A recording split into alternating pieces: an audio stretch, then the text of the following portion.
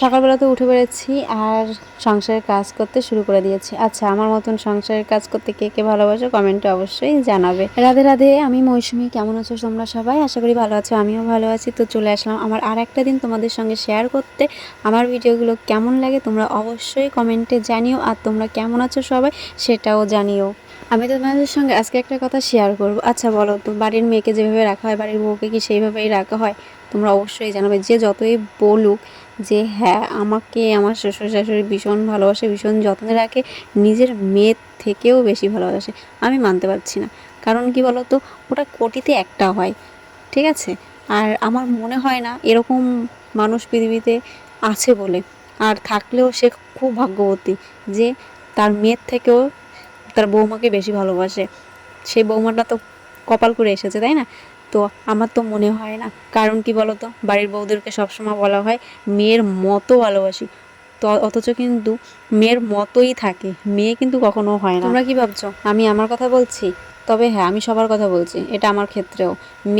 মেয়ের থেকে বেশি কোনো দিন কোনো বৌমাকে ভালোবাসা হয় না। কারণ মেয়ে আগে, সেটা তো তার পেটের, তাই না? আর আমরা তো তার পিঠের পা, তার জন্য আমাদেরকে অতটা ভালোবাসা হয় না। তবে হ্যাঁ, শ্বশুর শাশুড়ির জন্য যেটুকুন করার দরকার সেটুকুন আমরা করব, যেটুকুন আমাদের দায়িত্ব সেটুকুন করতেই হবে। এবার তাদেরও দায়িত্ব আমাদেরকে ঠিক করে যত্নে রাখা।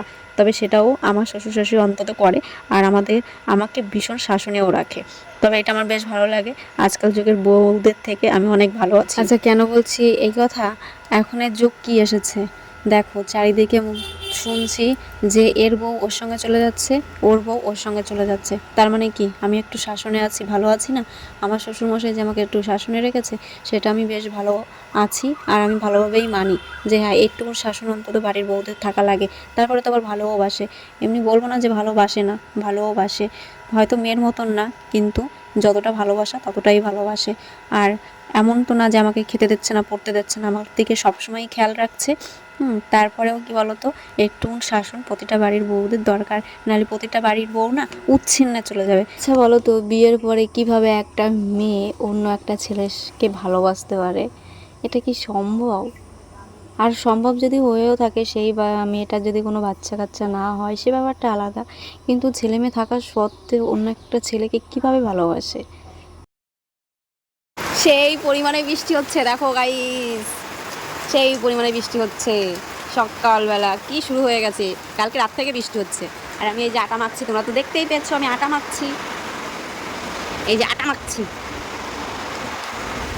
এখনো কিন্তু আমার পুজো দেওয়া হয়নি, তবে আমি পুজো দিতে যাবো আটাটা মেখে রেখে। আমি এখানে পুজো দিতে বসেছি, আর বাইরের অবস্থা দেখো, প্রচণ্ড পরিমাণে বৃষ্টি হচ্ছে। আর আমার মনে হয় যতই ভালোবাসুক, সেই ভালোবাসা ভালোবাসা নয়। কারণ স্বামী ইনকাম না করুক, 2 টাকা ইনকাম করুক, তাতেও শান্তি। আর স্বামী ছাড়া কেউ তোমাকে সেরকম ভালোবাসা দিতে পারবে না। যতই বলুক যে আমি ভালোবাসি তোমাকে, তোমাকে ছাড়া বাঁচবো না, তবে তোমার কাছে নিয়ে যাক, সে এক সময় না এক সময় পাল্টি খাবেই। এখন বাজে 7টা 7, আর অবস্থা দেখো, এত পরিমাণ বৃষ্টি, মানে কি বলবো, সেই কাল থেকে বৃষ্টি হয়েই যাচ্ছে, থামার কোনো নাম নেই। মানে প্রচণ্ড পরিমাণে বৃষ্টি হচ্ছে। আর তোমাদের কোথায় কোথায় এরকম বৃষ্টি হচ্ছে তোমরা কমেন্টে অবশ্যই জানাবে।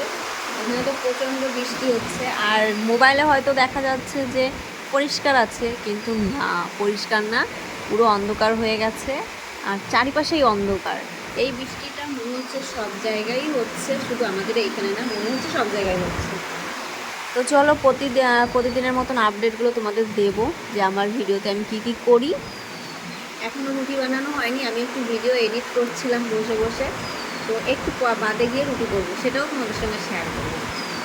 তো চলো, পরে দেখা হচ্ছে। এখানে চলে এসেছি রুটি বানাতে। আর আটাটা আমি তো অনেক সময় আগেই মেখে রেখেছিলাম, সেটা তোমরা দেখতে পেরেছো। আর আটাটা একটু বেশি সময় মাখলে কী হয় বলো তো, তাহলে আটাটা একটু নরম হয়। আর যেহেতু আমি আটার মধ্যে চিনি দিই, আর চিনিটা তাহলে ভালো করে গলে, তার জন্য আমি একটু দেরিতেই রুটিটা বানাতে এসেছি। তারপরে আজকে তোমাদের আমার রান্নার কোনো ভিডিওই তোমাদের সঙ্গে শেয়ার করিনি, মানে আমি সারা দুপুর কোনো ভিডিওই করিনি আজকে, শুধু পড়ে পড়ে ঘুমিয়েছি। মানে রান্না টান্না হয়ে গেছে, তারপরে খেয়ে দিয়ে ঘুমিয়ে পড়েছি। আর আজকে রান্না করতে অনেকটা দেরি হয়ে গেছিলো।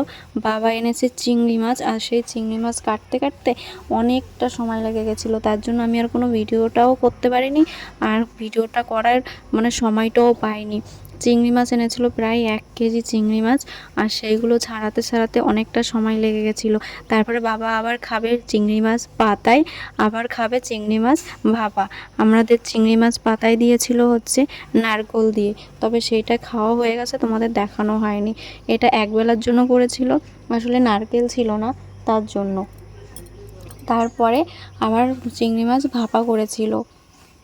তো এই যে তোমাদের রাত্রিবেলা দেখিয়ে দিলাম, চিংড়ি মাছটা পাতায় নেই, সেটা খাওয়া হয়ে গেছে। আর এই হচ্ছে চিংড়ি মাছের ভাপা করেছিল। তো চলো আজকের ভিডিওটা এই পর্যন্ত। ভিডিওটা কেমন লাগলো অবশ্যই জানিও, আর ভালো লাগলে তোমরা একটু কমেন্টে জানিও। চলো টাটা।